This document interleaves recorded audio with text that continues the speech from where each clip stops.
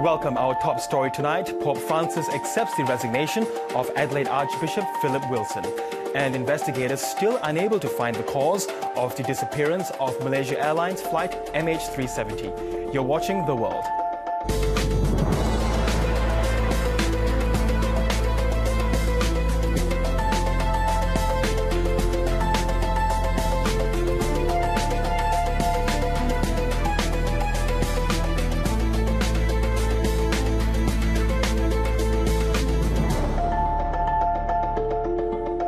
It's good to have you this evening. I'm Girish Sawlani. Also tonight, voters in Zimbabwe are heading to the polls for the country's first elections since the removal of longtime leader Robert Mugabe.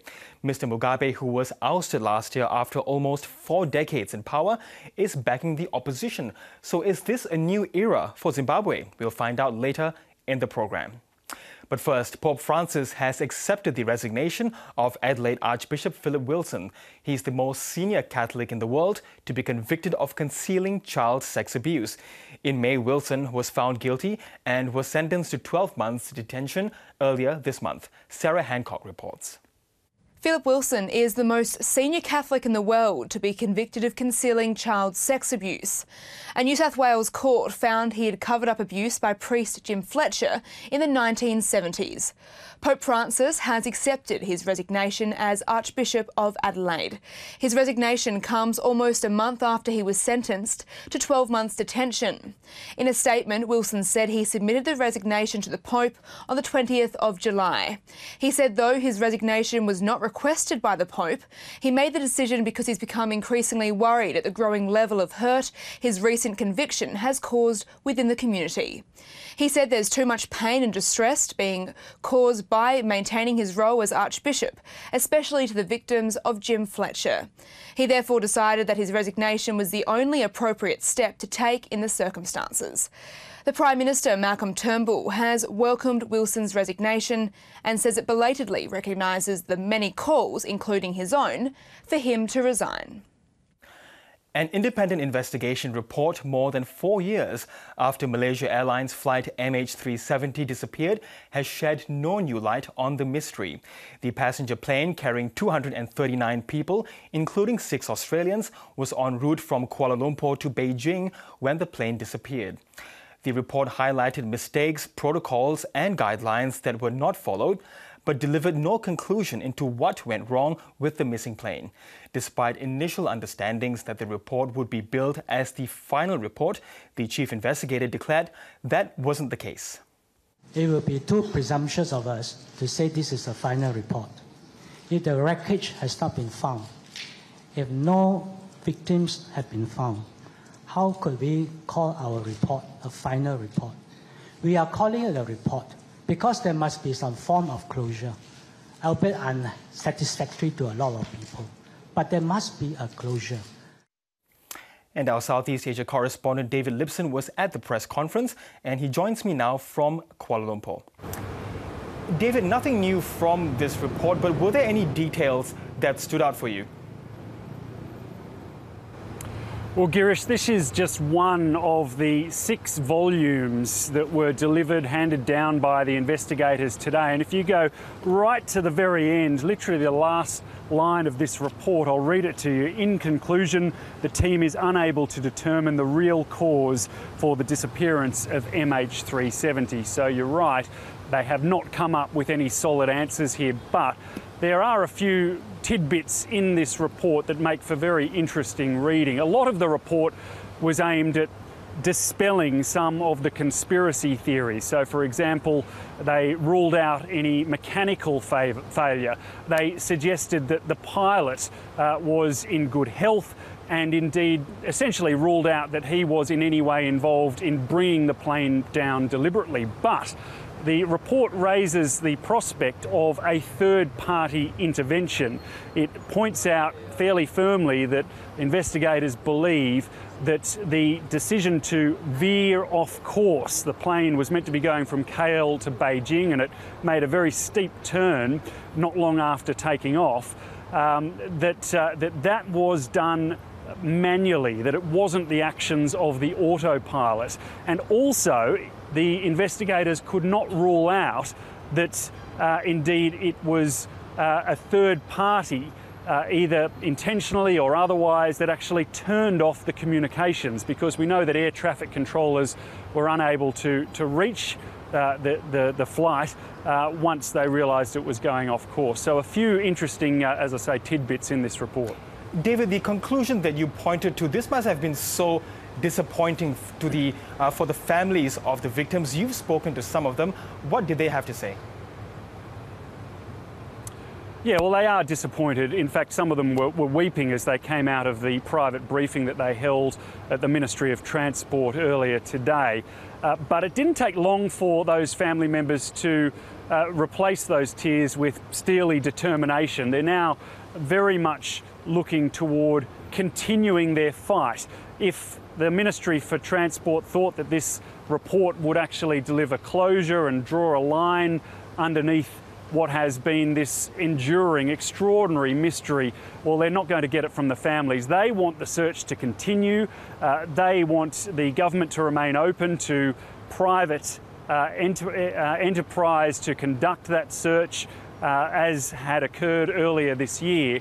And they also are raising the prospect of compensation, and they say that it's not in any way designed to replace their loved ones, but they want it to send a very strong message, the strongest of messages, to those that were seen to have been wanting in their duties. In particular, air traffic controllers who didn't raise the alarm fast enough, wasting precious time at the early stages after the plane went missing. That's according to this report as well. And from what we heard at the press conference, does that tell us more about the process of the investigations rather than the probe itself?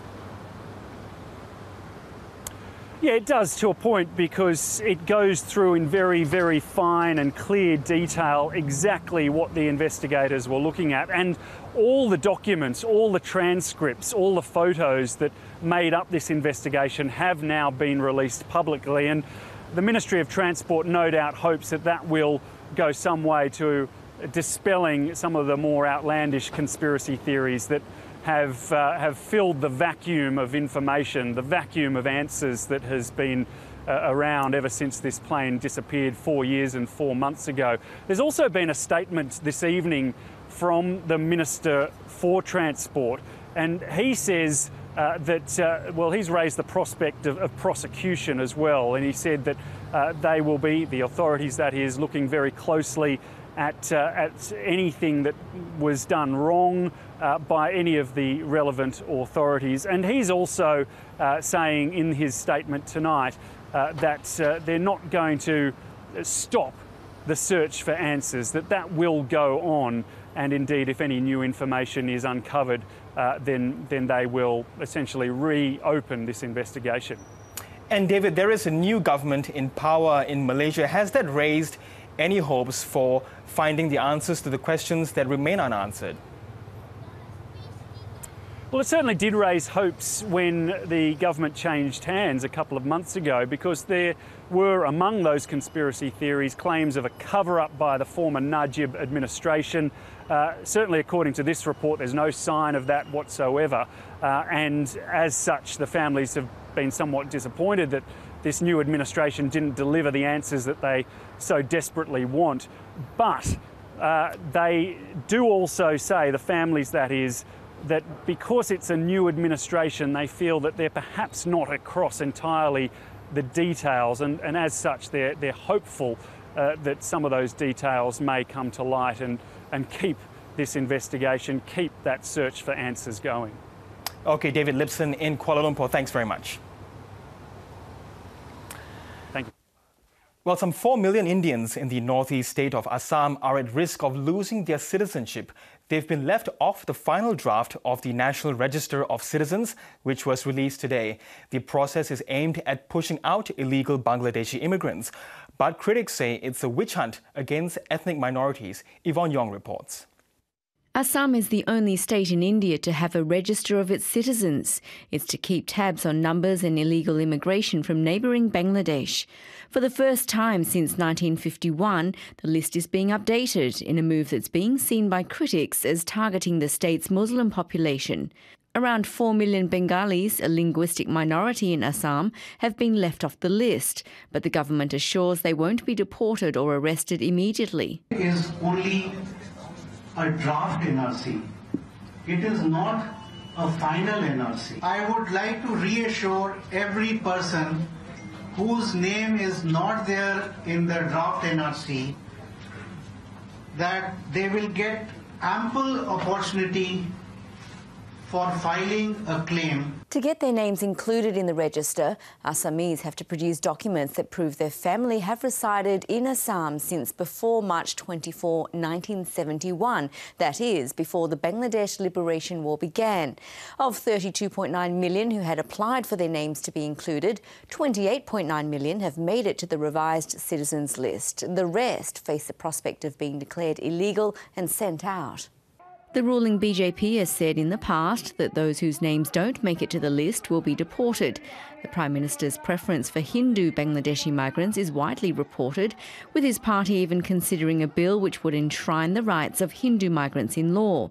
Many Assamese fear what happened to the Rohingya in Myanmar could happen to them. There is an appeal process, but officials are on standby for any violence that could erupt, with more than 22,000 troops sent to the area as a precaution. Yvonne Yong, ABC News. Well, Zimbabweans are going to the polls, and for the first time in decades, Robert Mugabe is not on the ballot paper. Polls opened early this morning. A tight race is expected between the ruling party's Emmerson Mnangagwa and opposition leader Nelson Chamisa. Mr. Mugabe, who was forced from office in November, has now switched sides and thrown his support behind the opposition. I can't vote for the party or those in power that have brought me into this state. I can't vote for them. So what is there? I think it's just Chamisa. Both candidates are promising to rebuild Zimbabwe's shattered economy. Well, Kerry Kay was the Zimbabwean Secretary for Welfare from 2004 to 2014. That's for the Movement for Democratic Change, the party that is now sitting in opposition. She and her husband were also forced off their farm as part of the government's plan to give white land back to black rural poor. She joined me a short time ago from Brisbane, and she expects the election will be rigged. Oh, yes, yeah, they have. And particularly the MDC alliance, Nelson Chamisa, Tendai Biti and Washburn Ngube.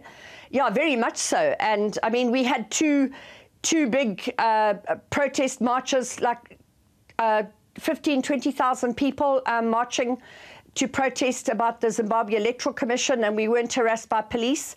But you know, the reason for that is because they know that they've rigged it, certainly from the presidential side.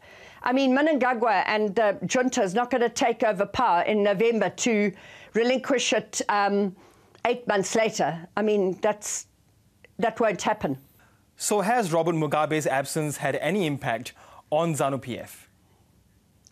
Oh, yes, I'm sure it has. I mean, it's very split. ZANU-PF is very split and has been for a while.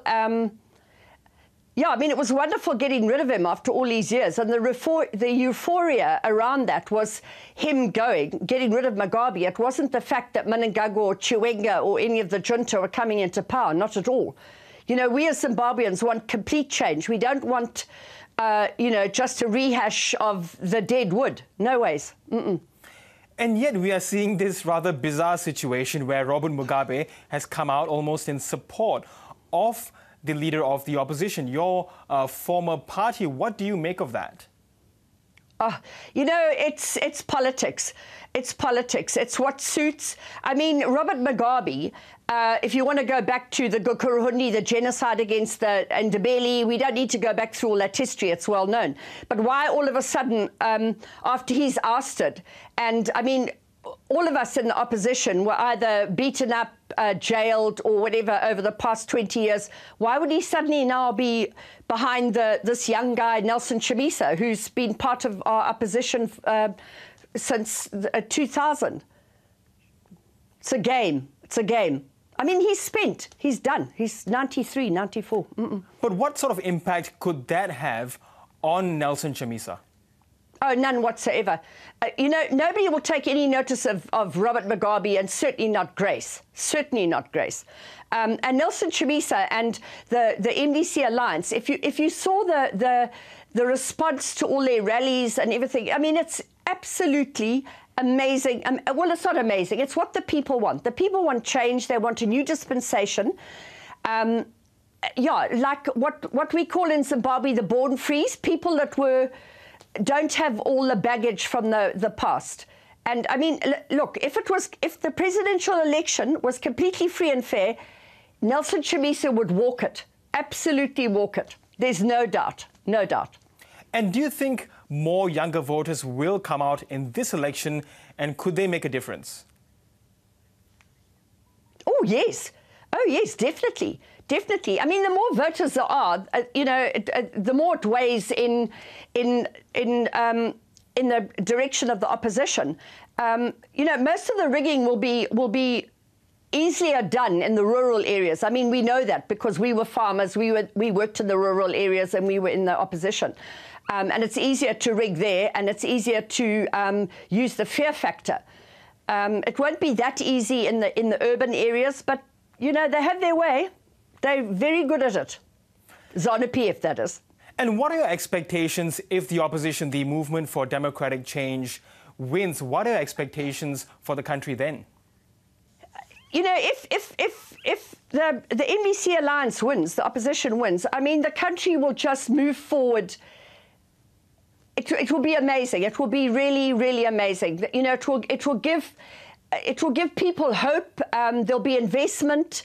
The rule of law, hopefully, you know, I mean, it will, definitely. You know, we need the rule of law restored. We need the land issue sorted out, compensation paid, so that could be put to bed forever.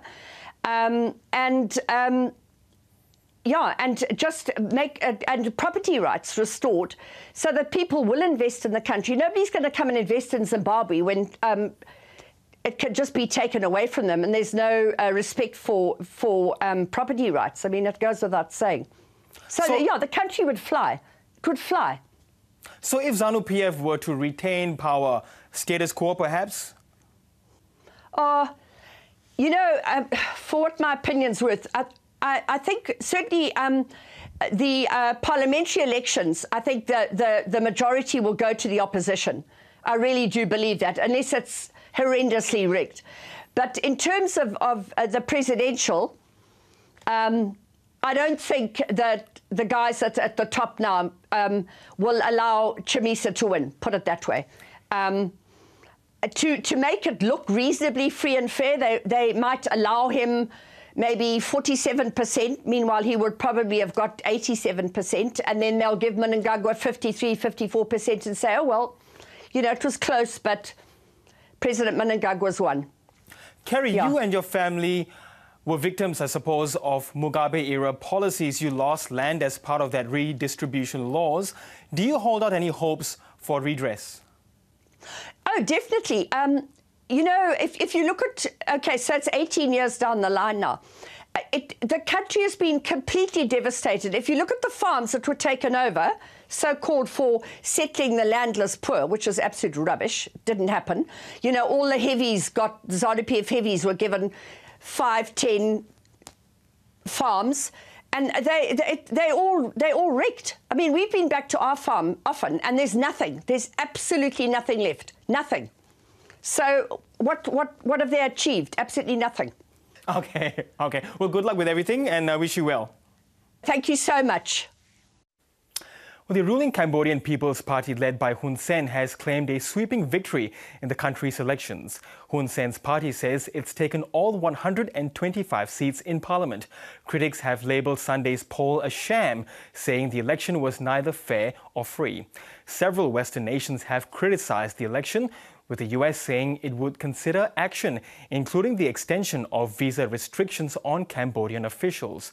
The Australian Foreign Minister Julie Bishop says she had serious concerns about the election and had issued a statement of concern, while the European Union has threatened Cambodia with economic sanctions.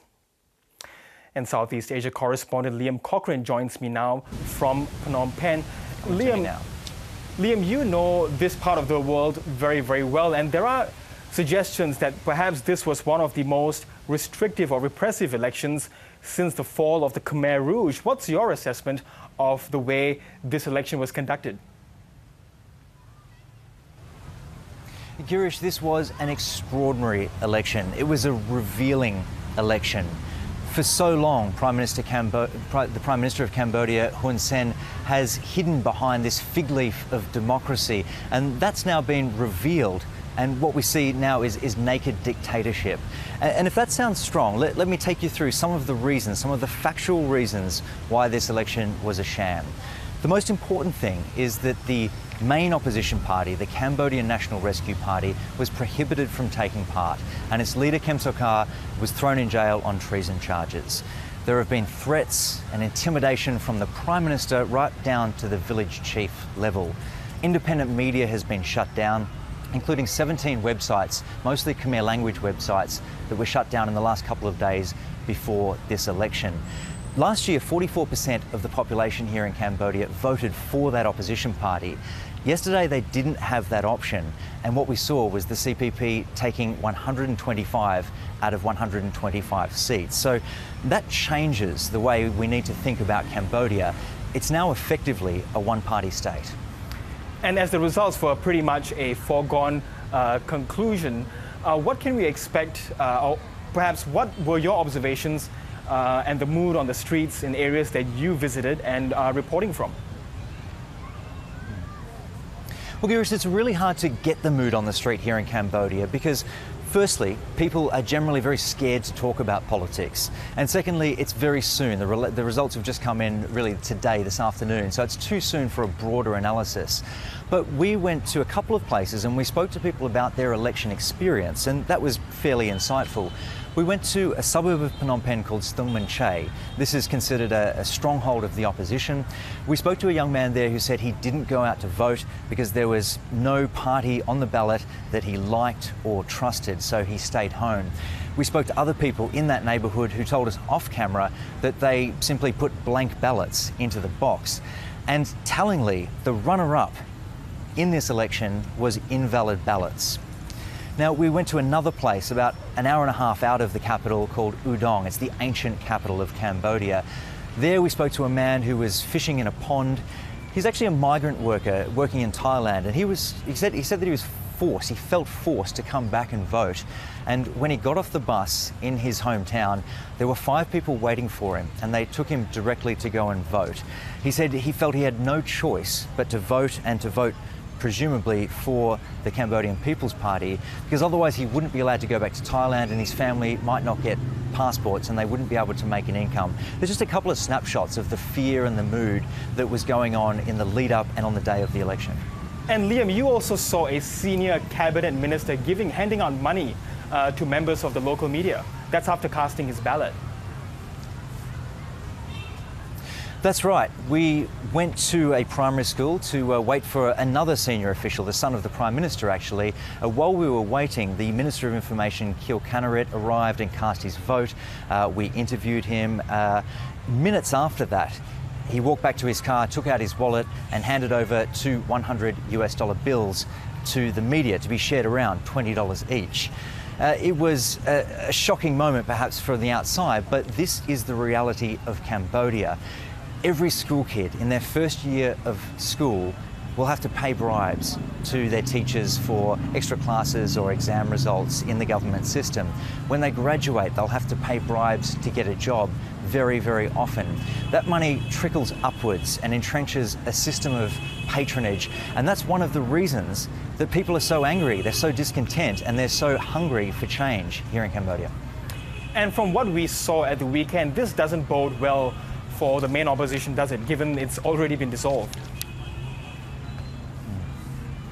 Well, in the short term, no, absolutely not. You're right, Girish. There is so little political space to move here in Cambodia. It's hard to say what the opposition might do. Longer term, though, the polls are fairly interesting. And what I mean by that is that voters did not defect from the Cambodian National Rescue Party, which wasn't on the ballot, and go to some of the smaller parties. They either voted for the ruling party, they didn't vote, or they cast a spoiled ballot. So that's something to take heart from for the opposition.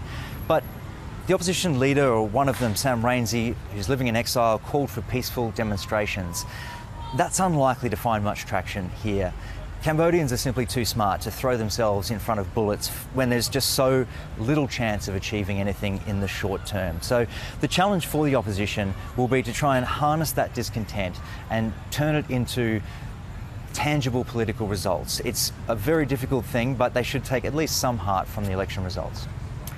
And the Prime Minister Hun Sen has told the ABC that Cambodia is preparing to receive more asylum seekers from Australia. What do you know about that deal? Well, this is a genuine scoop from Four Corners from reporter Sophie McNeil, who spoke to the Prime Minister. It's been so long since the Western media spoke directly to Hun Sen. So it's a credit to the program and to Sophie for getting that interview. I don't know anything specific about the future of the refugee deal. We know that 7 people have been moved from Nauru to Cambodia. 3 of them are still here. But what has changed, what this election has changed, is that now Cambodia is effectively... Okay, we seem to have lost Liam Cochrane there. He was speaking to us from Phnom Penh. Now, there are concerns that relief supplies are running out on Vanuatu's Ambae Island, where heavy ashfall from the Manaro volcano is forcing mass evacuations. And on Friday, the Vanuatu government ordered the compulsory evacuation of Ambae and declared a state of emergency after eruptions from the volcano intensified, leaving homes and crops covered in grey ash. The government has ordered the complete evacuations of those who remain from the island's population, but delays and disagreements over where to relocate people are causing tension. The Vanuatu Red Cross says it only has 1,000 food packets left on the island, but the government estimates 9,000 people are still waiting to leave. Well, at least 6 people have been killed and hundreds of buildings destroyed in wildfires in the United States. Despite a massive firefighting effort, thousands of hectares have been burned, with weather conditions fueling the blaze. Here's Gloria Kalesh. This is the aftermath of the raging fire that ripped through the small town of Keswick, California. Trees have been blackened and homes reduced to smouldering rubble. That same fire has been burning in the city of Redding. It's estimated there are at least 300 fires burning across the state of California, including 8 major wildfires. We are starting to gain some ground. Rather than being in the defensive mode on this fire all the time, we're starting to make some good progress out there. I think you can see that. As we move around the fire, we're going to continue to work hard to get direct line on this thing.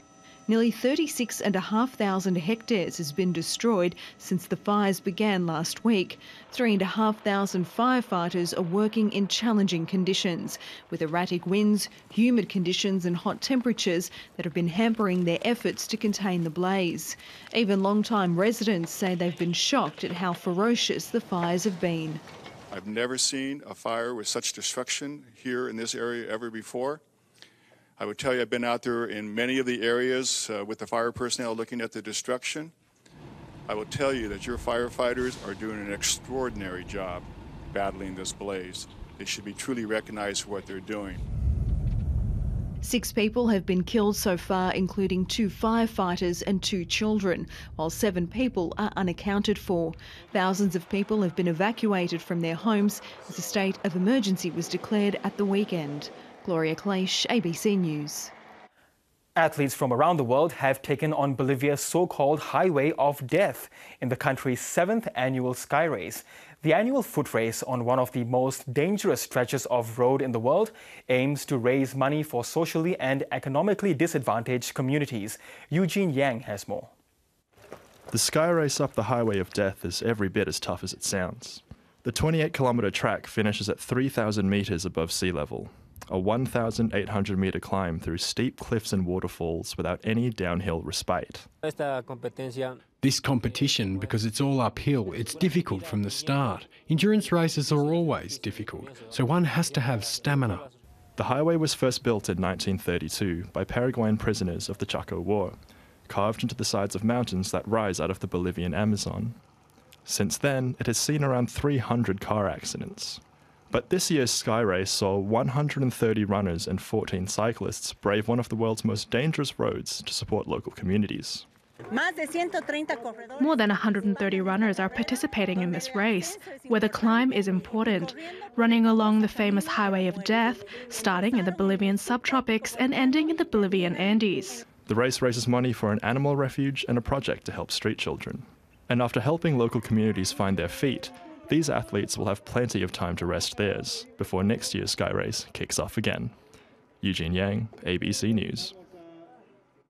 And you are with The World. Still to come on the show, we'll hear from former East Timor President Jose Ramos Horta, who is calling on the Australian government to drop its prosecution against witness K and lawyer Bernard Colliery. And Welsh cyclist Geraint Thomas celebrates his maiden Tour de France win.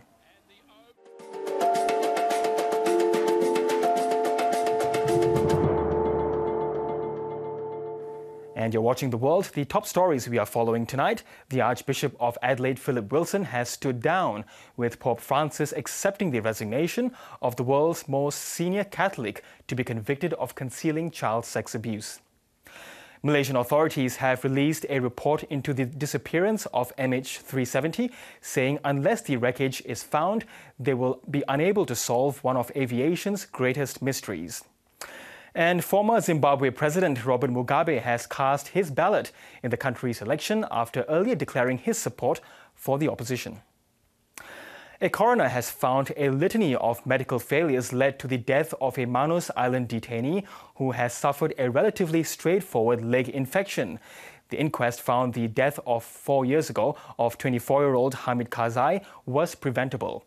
And it painted a damning picture of the level of healthcare in Australia's offshore processing centres.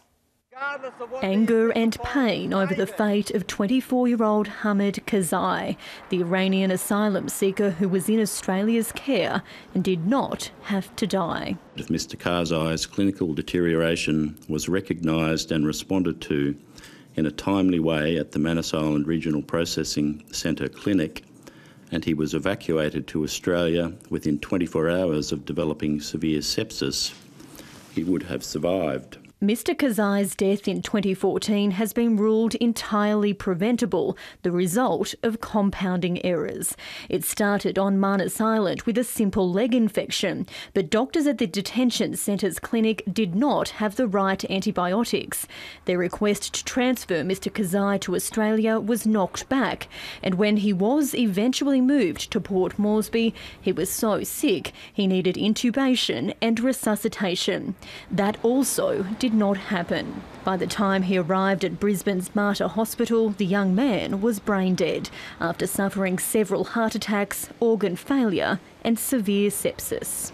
The healthcare he received on Manus Island was not commensurate with the care he would have received in a remote clinic in Cape York, the benchmark applied in this matter. Nothing has changed since this entirely preventable death, and if anything, things have just become much, much worse. The coroner has recommended the Home Affairs Department instigate major changes, including that clinicians on the ground in detention centres should have the final say when requesting medical transfers for patients, and the department should commit to having independent investigations for every detainee who dies in offshore processing. In a statement, the Home Affairs Department has extended its condolences to the friends and family of Mr Karzai.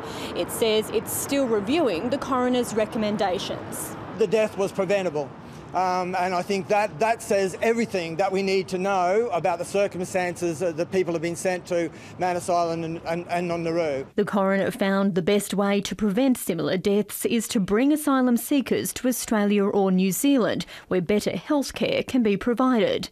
But he acknowledges that approach is unlikely. Alison Horn, ABC News, Brisbane. Rescuers on the Indonesian island of Lombok are trying to evacuate hundreds of tourists trapped on the side of a mountain after yesterday's earthquake. The 6.4 magnitude tremor destroyed walking trails on the mountain and killed at least 14 people in local villages. The earthquake struck in the early morning when most people were still asleep. Buildings crumbled as those inside scrambled to get out. I was guarding my rice field when I heard a rumble coming from the east. I was holding a cup of coffee and ran away with it in my hand. I panicked when I saw the mountain spreading ash. Escape was made more difficult by the scores of aftershocks. Not everyone got out in time. My friend who died was in the kitchen when the quake happened. She was packing all of her stuff to come back to Malaysia. Rescue workers set up tents to treat the dozens of people injured. Most were local residents. Countless more survivors are now sleeping in tents or in the open, their houses destroyed, or they're too scared to stay inside. We sleep here at the roadside because our house collapsed in the quake, so my family and I have to sleep here. We are afraid of the aftershocks. Nearby, more than 800 people were stranded on Mount Rinjani, most of them foreign tourists, after the earthquake destroyed 2 walking trails. Rescuers are still working to evacuate them from the mountain. The Australian consulate in Bali says it's assisting a number of Australians affected by the quake. For those who are injured, we are treating them, and we're doing the preparations to send back home those who were killed.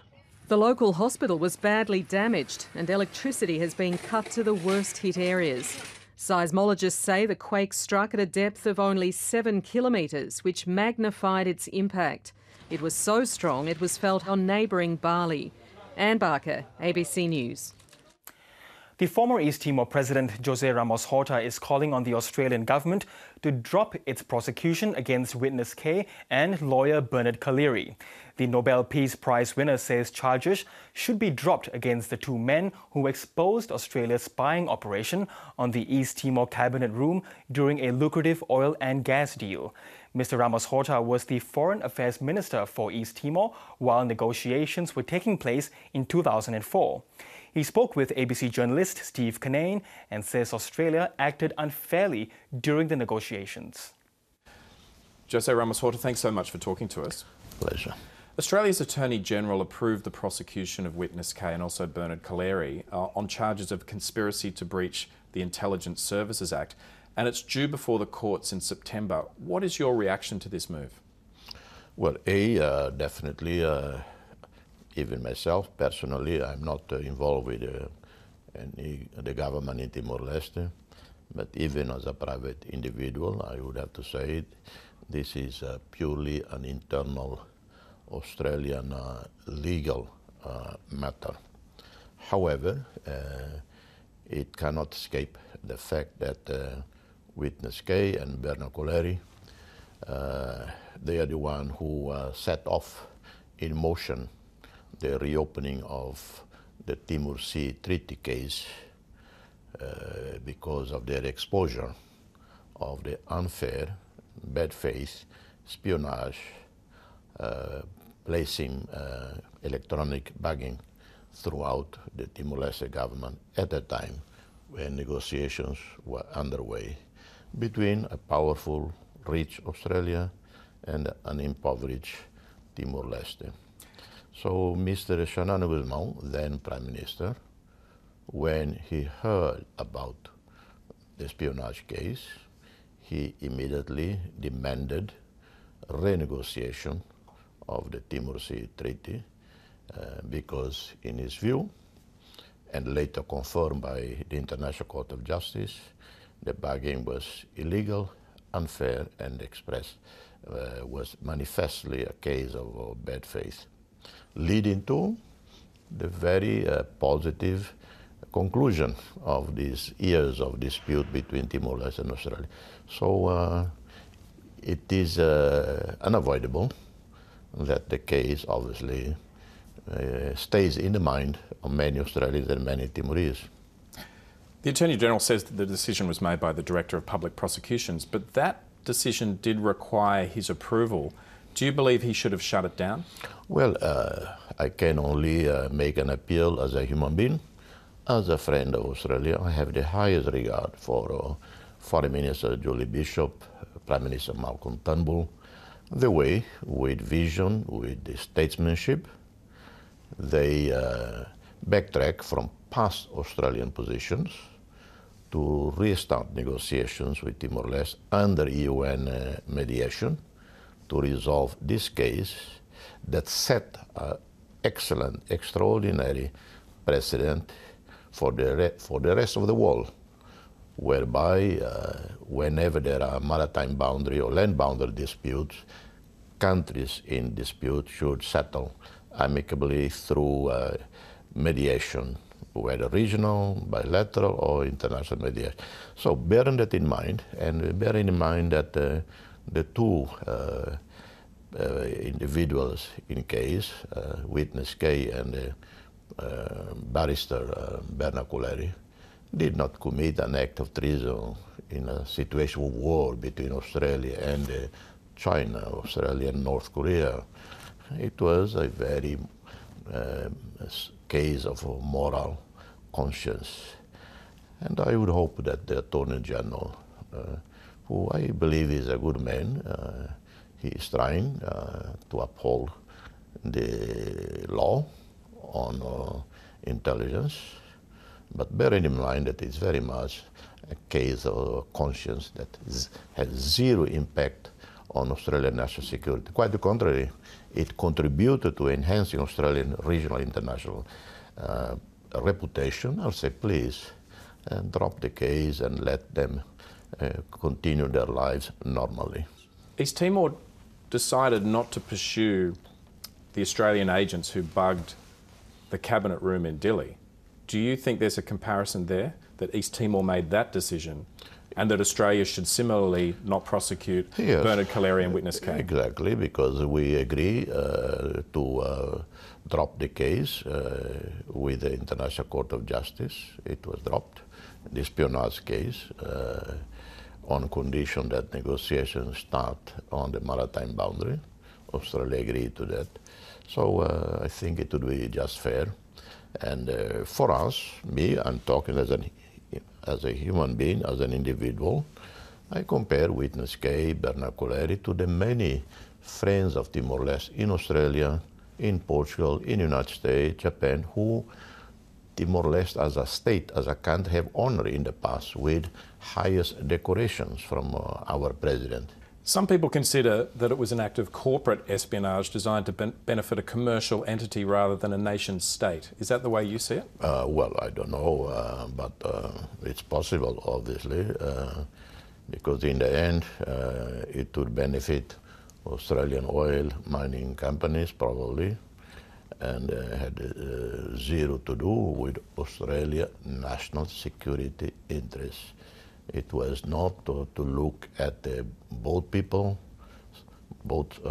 smuggling, drug trafficking, international terrorism, nuclear and ballistic missiles from North Korea,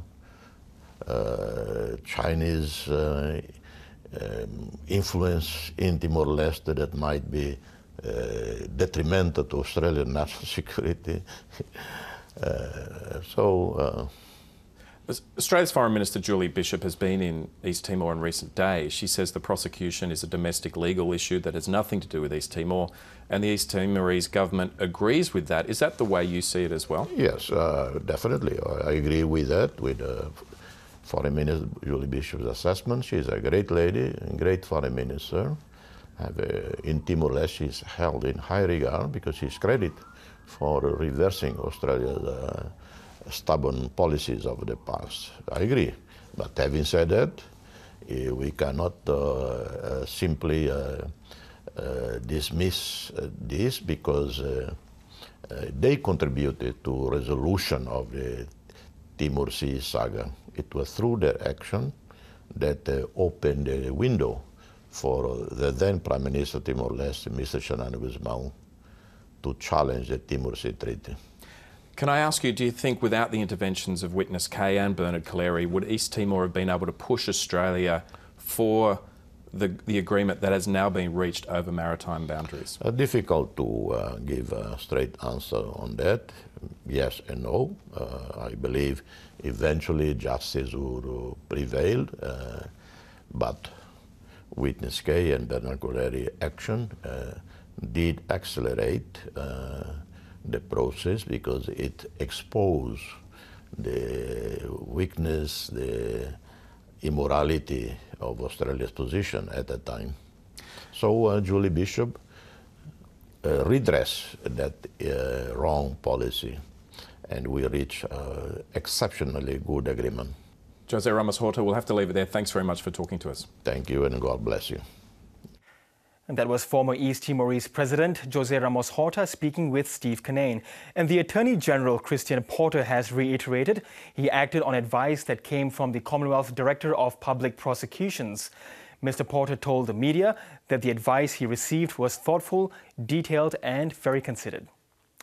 Well, vote counting is underway in Mali after an election to determine whether President Ibrahim Boubacar Keïta will win a second term. This election comes amid ethnic and jihadist violence that has dramatically worsened since he came to power 5 years ago. Andrew Thompson reports. The voting process is now over and the counting has begun. I'm very happy because I managed to vote for my candidate without any problems. But it hasn't been without incident. Voting was briefly suspended at a polling station in an area in the northern region of Kidal after militants fired about 10 mortar bombs. And insecurity was such that in some parts of Mali, the vote simply did not happen. The European Union Observation Mission calls on Malian authorities to make public the list of voting stations where the vote could not take place. For us, this is really important as far as transparency is concerned. The incumbent president hopes to win a second term in office. This vote would have demonstrated our democratic maturity and our status as a great people. But after 5 years in power, there is widespread ethnic and jihadist violence in Mali that has dramatically worsened since he won the last elections in 2013. The Malian people have to vote so that the country can, through the ballot box, have a more credible government. We've spent 5 years in difficulty, 5 years where Mali is seen as a country adrift. More than 24 candidates are vying for the presidency. Several political parties have expressed doubts about a valid election after duplicate and fictitious polling stations were listed on the Electoral Commission's website. Results are expected within the week. If no candidate wins more than 50% in the first round, Malians will vote in a second round on August the 12th. Andrew Thompson, ABC News. Well, members of the South Australian Greek Orthodox community will help establish a relief fund in response to the devastating forest fires, while in Athens, an Adelaide burns doctor is lending his expertise to relief efforts. For Theodore Panagopoulos, the fires in the Greek town of Marti were a little too close to home. A good friend had a lucky escape from the inferno. If she had stayed an extra 10 minutes, she was dreading to imagine what could have happened to her family. So that really freaked me out, and being so far away from Greece, I was actually in tears. I was reading all these posts and I was crying. It's really resonated not only just with the Greek community but with the community in general. So I think everyone feels obliged to somehow contribute. Overwhelmed with concern from locals, the Greek Orthodox community is establishing a formal way to coordinate assistance from afar. We want to make sure the money goes to the areas where it's needed the most over in Attica, Greece. The two wildfires that ripped through Greece last week killed at least 91 people and injured almost 200. Adelaide surgeon Dr. John Greenwood is now in Athens, helping burns victims at the Attica General Hospital. He's taken 25 sheets of a synthetic skin product he developed after the 2002 Bali bombings. He cares extremely deeply for his patients. John will lie awake at night worrying about his patients. He's incredibly intelligent. He's rare in any doctor that you'll ever meet. Around 300 people are expected at the Greek Orthodox community meeting this evening to launch their relief fund. Brittany Evans, ABC News, Adelaide. As flying begins on the first full day of exercise Pitch Black over Darwin, there has been a mid-air emergency. Shortly after taking off, engine trouble forced a jet pilot to dump a fuel tank. High speed and high stakes.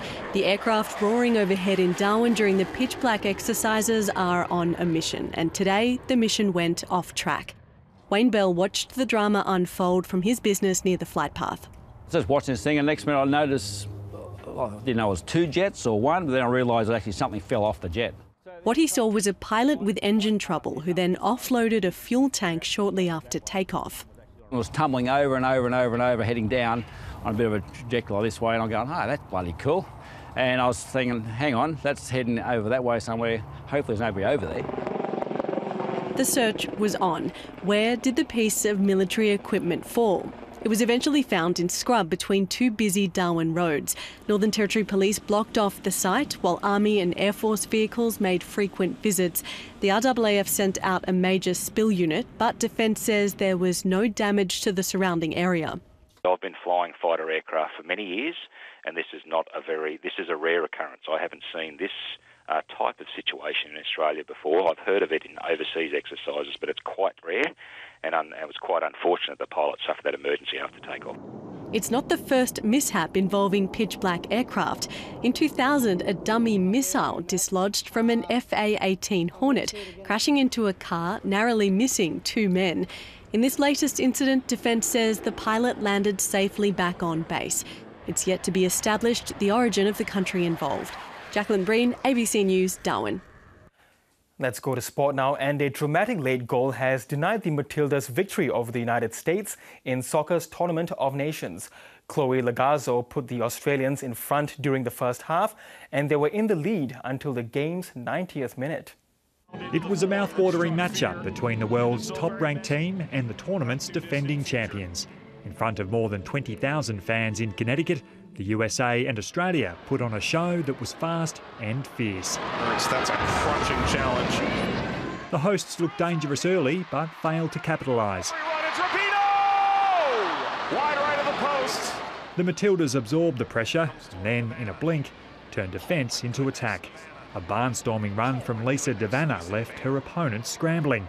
Australia's greatest goal scorer setting up her Sydney FC teammate, Chloe Lagazzo. Lays it through now for Australia! Yes! They lead again against the United States. Chloe... Almost a year to the day since they last slayed the giants of world football, the Matildas look poised for a repeat. But there was still plenty of work ahead. Ellie Carpenter had that ball fly up into her face. A dazed Carpenter had her nose patched up and gamely played on. In the second half, the American attack was unrelenting. Now for Morgan! A team unbeaten in 17 matches had seemingly run out of ideas. But in the 90th minute, a well-delivered corner set up Lindsay Horan for the equaliser. Header is in! It's in! The US levels it! The 1-1 result was a hollow prize for such a gallant performance, but the Matildas' title hopes are still alive. Their best chance is to beat Japan in their final match on Friday and hope the US is at least held to a draw by Brazil. Damien McIver, ABC News. The Welsh cyclist Geraint Thomas has won his first Tour de France. He successfully defended his lead of 1 minute and 51 seconds to earn a triumphal procession and a glass of champagne along the Champs-Élysées.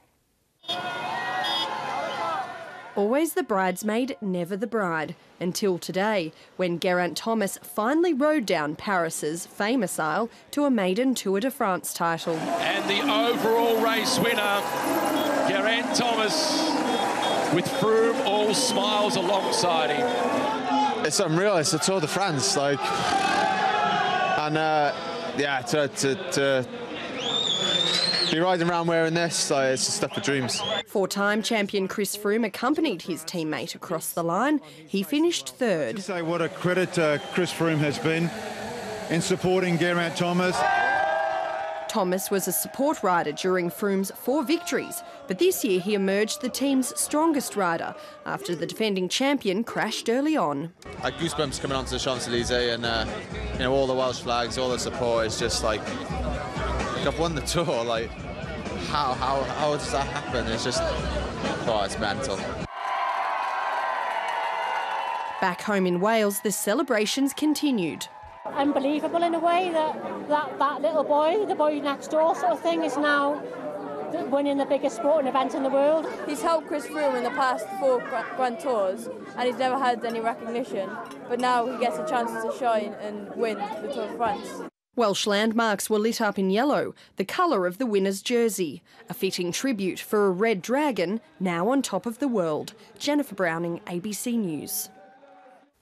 Time now for an update of the world weather with Graham Creed. We've got two cold fronts moving through the southeastern states. Now, one will roll through overnight, so conditions easing during the morning, but then the next one rolls through as we move into the afternoon. Both of them are going to bring some quite gusty winds, even the potential of some hail with the second one.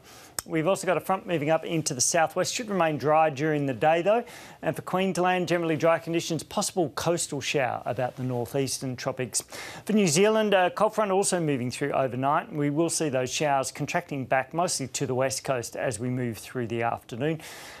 Through Southeast Asia, if we look at this band from the northeast down into the southwest, it's a monsoon that's remaining very active, and that will produce some locally heavy falls, mostly about the Philippines.